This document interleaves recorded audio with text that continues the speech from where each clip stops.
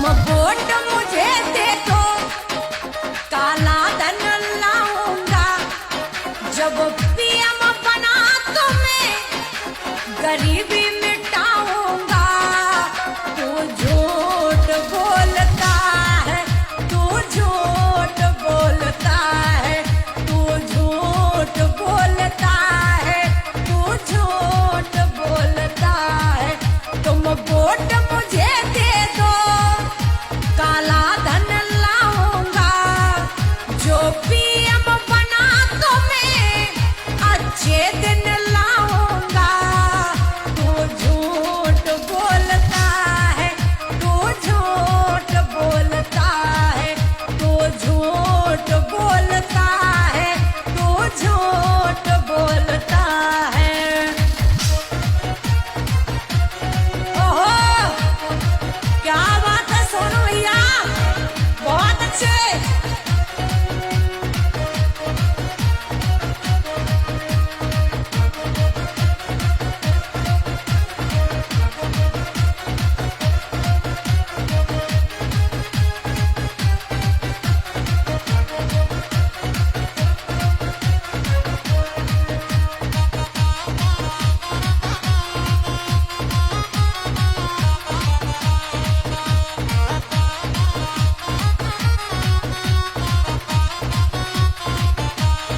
और जनता का क्या कहना है?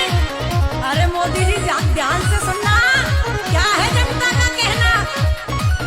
ऐसा तुमने हमको कई बार बोला है।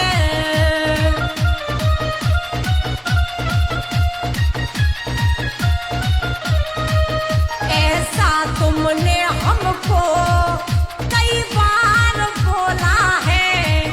हर बार दिखाते हो लटका हुआ झोला है। मैं वादा करता हूँ अब वादा निभाऊंगा। मैं सभी गरीबों की गरीबी मिटाऊंगा। तू झूठ बोलता है, तू झूठ बोलता है, तू झूठ बोलता है, तू झूठ बोलता है।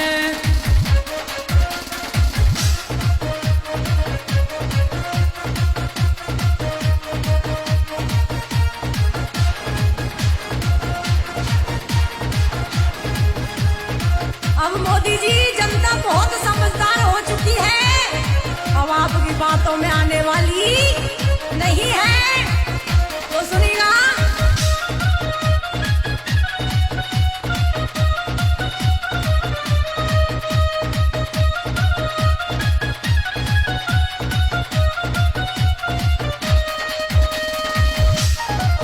तेरी बातों में हम अब कभी न आएंगे।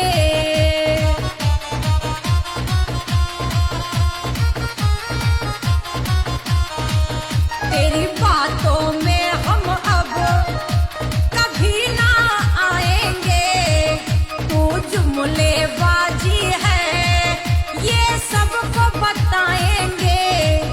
मैं आरएस के हाथों, मैं आरएसएस के हाथों मजबूर होता हूँ।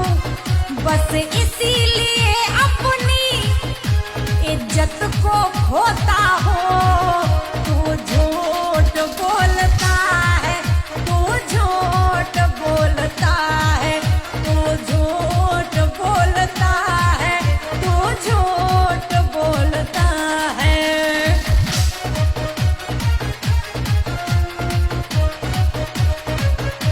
आप लोग सुन रहे हैं इस गीत के लेखक माननीय सम्माननीय पौत्रिका का वाचक परम श्रद्धेय मेरे गुरुजी सुमन प्रताप जी, तो इन्होंने इस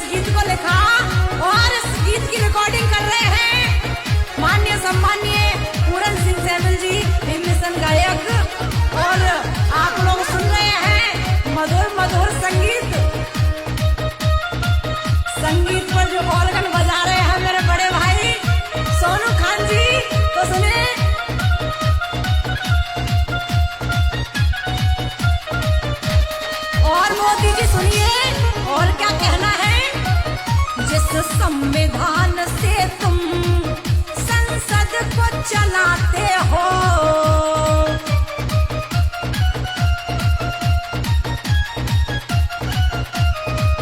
जिस संविधान से तुम संसद को चलाते हो, कैसे बेईमान हो, कैसे बेईमान हो तुम, फिर उसी को जलाते हो।